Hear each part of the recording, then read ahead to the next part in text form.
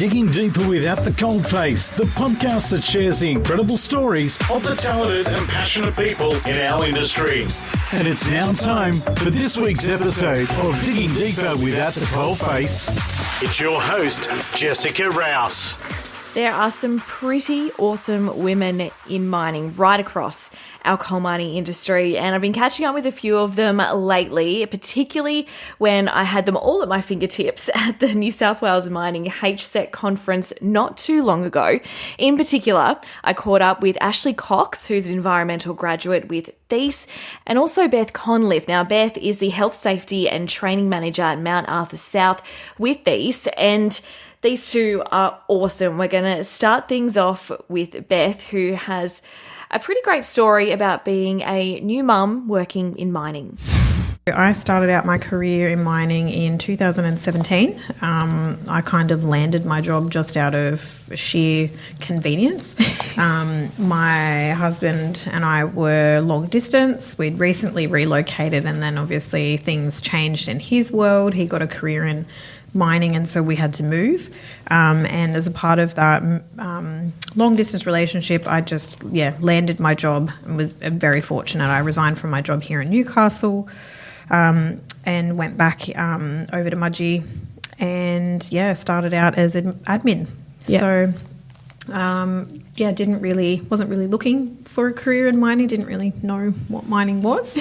And I loved it, fell in love with it straight away, fell in love with, the opportunities that it offered. Yep. And I was met with a very strong and fierce female leader who I reported to. And so it kind of shaped my view of, well, I could do this. You know, there was a lot of stuff, traits that this particular person had that was very, very relative. And so, it went from, that was just, in the first 12 months. And it was a really good eye-opening experience, and, it gave me the foundations of what I needed to build my career on. Yeah, and you worked your way up to where you are now. I have worked my way up. So I, as I said, started out in admin. I did all of my studying off my own bat, organised it and, facilitated and attended all of my training and funded it myself. Oh, wow. I did have a lot of support internally from mentors and supervisors along the way, which obviously allowed me to attend these training sessions. But I was very fortunate where I was in a role and had, been in that role for some time, had on the ground experience and exposure, and then the training and the development to support that, and then was offered other opportunities that were of a higher role and kind of had to jump at them when they came up. So I've, what is it now? So 2017. So we're almost 10 years with a small hiatus in there. Progression and development, and across a couple of bigger companies and different roles. Yeah, and that hiatus included becoming a mum. It did. My hardest job to date. I've got two beautiful boys. They're 1 and almost 3, so they keep me very busy. I can imagine. And that small hiatus is probably just what I needed to help me figure out who I was as a mum and a working mum, and as a working woman, and what hat to wear at what time and how to wear multiple hats. And it just gave me the small break to just try and really realign with what it was that I needed for myself to ensure that my next steps that I took for my career could be facilitated and supported. So, which has led me to my current role. Yeah, so how was stepping back into the industry after, becoming a mum, figuring out who you were? I guess you come back into work with a different mindset or different goals. Very different mindset, very different goals, very different attitude, and very different belief system around what was important. I guess the early days of my career, I found myself striving for perfection. Yeah. And then one thing about being a mum is that no 2 days are the same, and so you can't really strive for perfection. It's more about striving for survival but building off the survival. And so, that's definitely shifted the way that my management style is.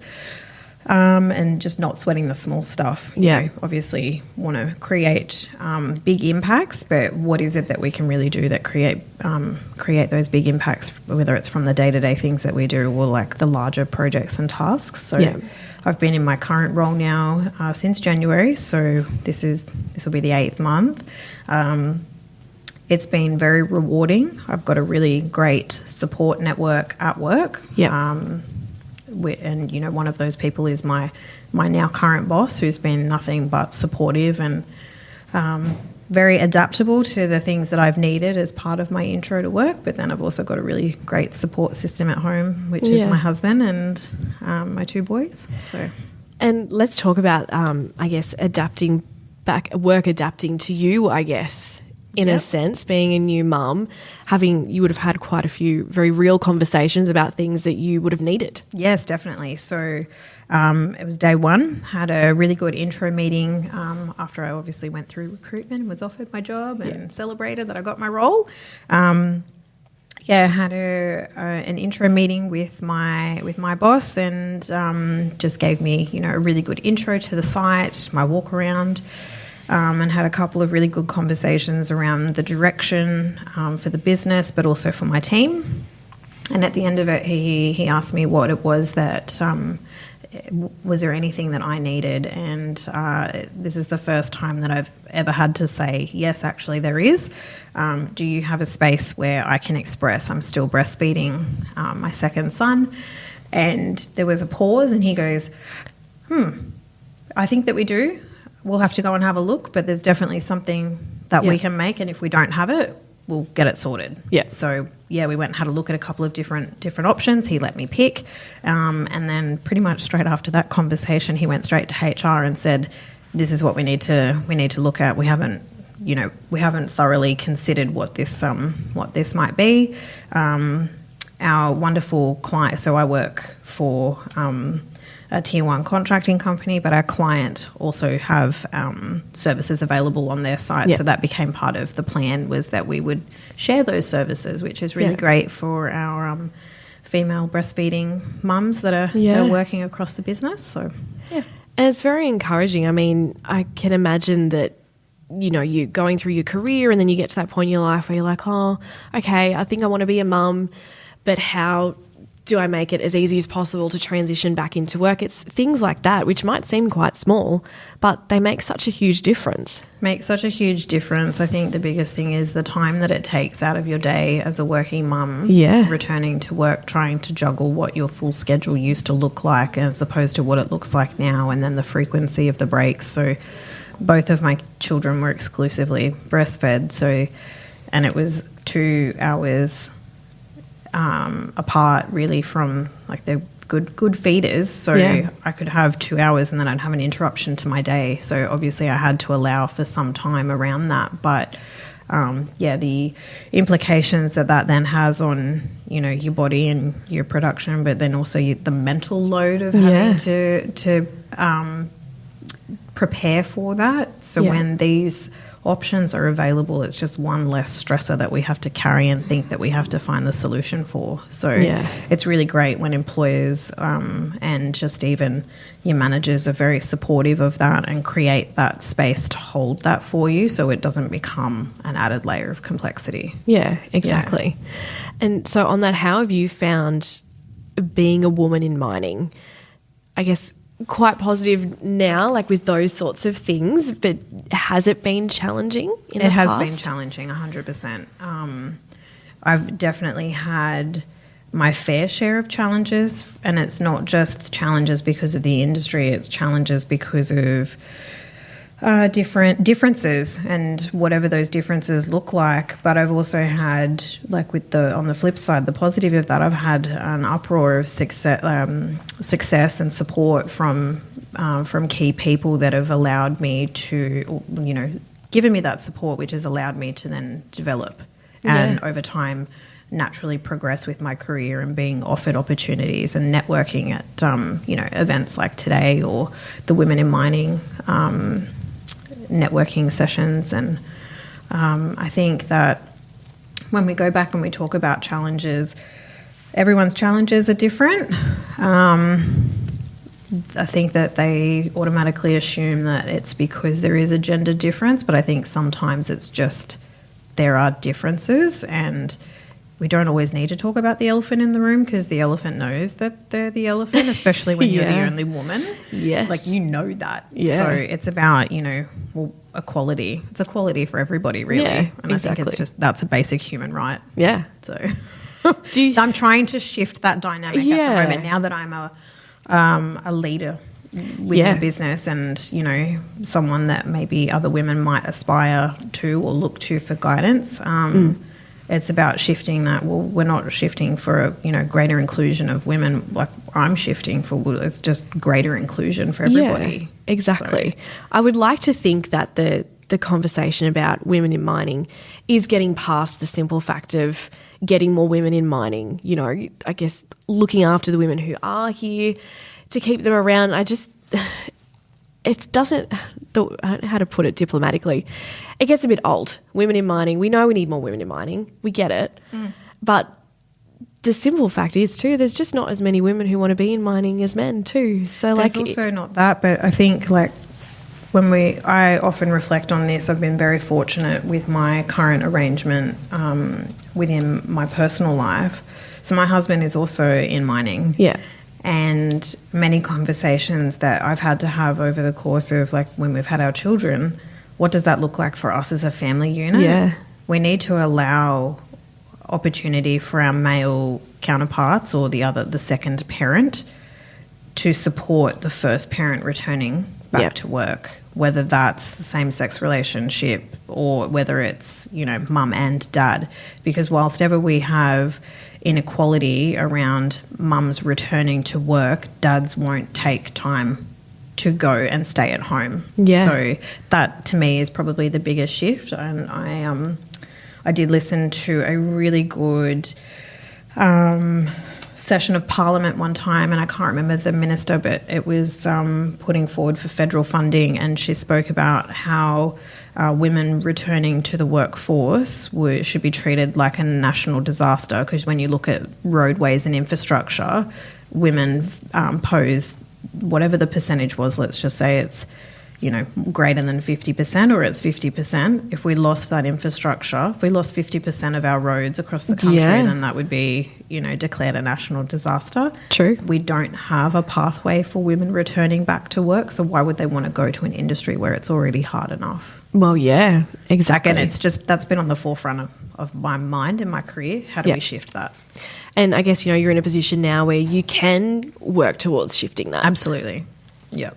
And it's definitely something that, given the right opportunity, you put it into conversation and you have the conversation with the right people. And I'm really lucky that I've got a lead team that are eager to listen to and want feedback on what can we do that's different. They want to be innovative. They want to make a difference. They want that to be part of their brand and part of their legacy. So, I'm hoping that we'll do really good things, achieve really good things, great things even.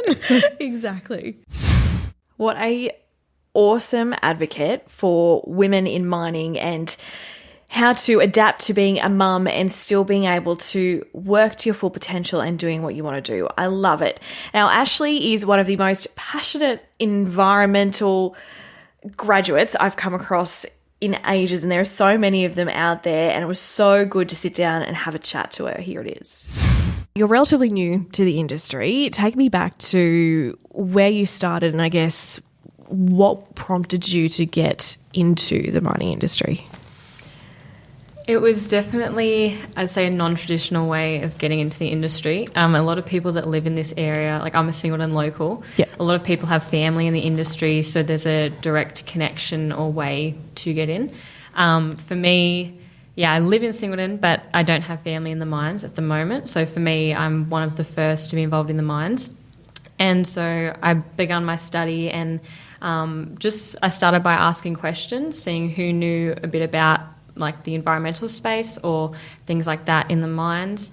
And it opened up connections for me, basically. So living in this area, I realised that, my soccer coach was in the mines and my, second cousin of, blah, blah, blah is involved in something else, and which drew me to particular sites, one being Mount Pleasant that I'm currently at. Yep. And when I was in high school, they came and did a presentation, and I just, approached them, started with questions, just saying I've got, no idea about the industry, wanting to learn a lot to do with the environmental space.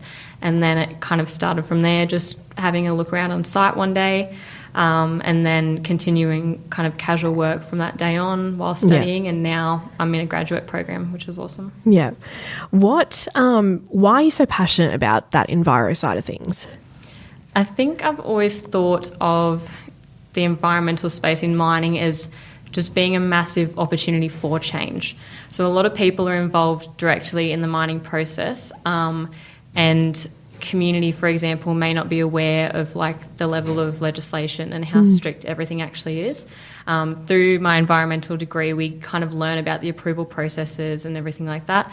But, the tone on mining isn't a positive one, which is understandable in this day and age, but I think it just encourages people to shy away from it. Yeah. When instead I thought, I live in the area, I'm right here, I can drive to site, like it's easily accessible for me to be a part of the solution. Yeah. And kind of understand what really is involved, and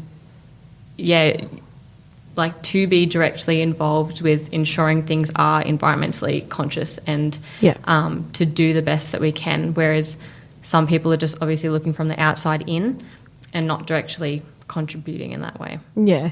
Do you think it's a lack of education? I mean, as you said, you were asking questions, going in and discovered that you could be a part of, the change that happens on site. So do you think if we perhaps as a society we're a bit more educated, our thoughts and the way we think about mining might change? I think it would. I think a lot of the stuff that's in the media at the moment is helping.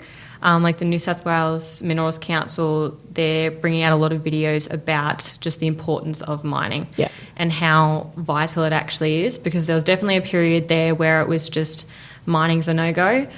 We've got renewables, we need renewables. But now it's a bit of the phase where people are actually having to look back at what's involved in that, which is those like precious metals and coal to supply the energy demand in the meantime. Yeah. So I think, a lot of the promotion that's out at the moment is definitely helping. But it's just people, I guess, need to be encouraged to keep an open mind and to learn more about it. But the information's out there. It's just finding it, I guess. Yeah, yeah. And for someone who might be listening who's thinking, what does an enviro actually do? What does that actually involve on site? Can you take us through a little bit of what your job actually involves? For sure. So I think I always sum it up as it's monitoring, reporting and managing just environmental aspects on site. So on a coal mine, you've got things like you're monitoring like air quality, the dust levels, you're monitoring noise, which is very important in winter. That sound just travels a lot further, especially if your site's near the community. You're doing rehab management. So obviously we have that design that the government approves that we're going to restore the landform to better condition than it was when we started. And each year you've got annual rehab targets that you're meeting. So you're just making sure that stuff happens on site day to day. Community engagement as well is sometimes a big part. Community, managing cultural heritage aspects, water management.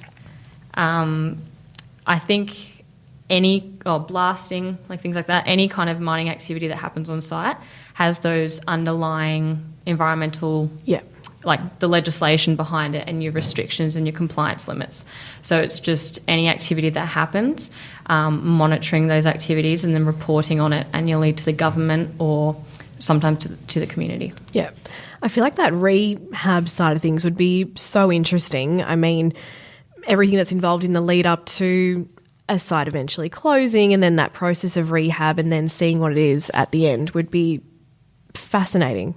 It is, it's very interesting, especially with quality control and the level of stuff that goes into it. So the EPA kind of outlines guidelines and things, and it's our obligation to return like the landform to be safe, stable and non-polluting.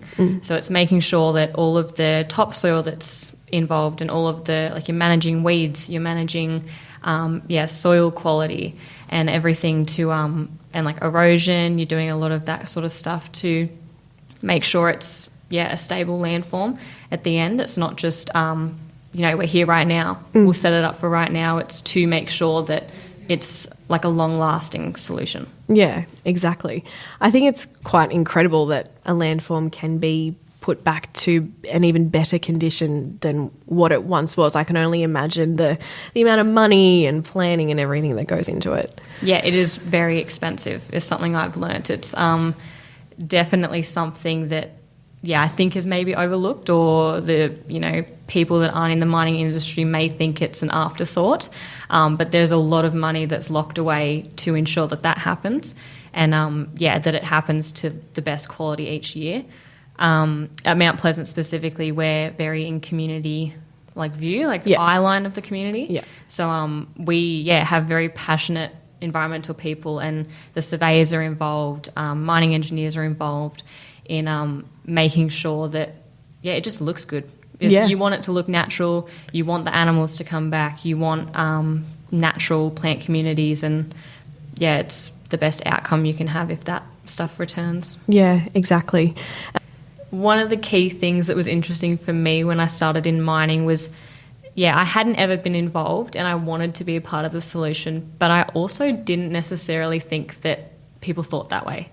I was thinking that people like enviros or people that are on site maybe did have that mindset of it doesn't matter or things like that. But I was, actually met with a lot of people who really care. Yeah. And it was a surprise to me, and I think it would be a surprise to anyone else who, gets the chance to be a part of the industry, is the people on site really do care. Like, they are the people who are also living in Muswellbrook and also living in surrounding areas. So they're part of the community. They've got their family here. They've got their, kids that are going to be raised in this area. So they also care about how it looks and what it does for the area, and health considerations and things like that. It's valuable to everyone. Well, thank you for joining us for this episode of Digging Deeper with At the Coalface. You can download more episodes of the podcast on all your favourite podcast platforms, Spotify, Apple Podcasts, also on YouTube, Amazon Music, all the usual places. Make sure you leave us a rating and a review. We'd love to hear what you thought. And if you do have a story idea or something you'd like us to talk about on the podcast, please send me an email, jess@thecoalface.net.au. I'd love to hear from you. And we'll be back next time for another episode of Digging Deeper with At the Coalface.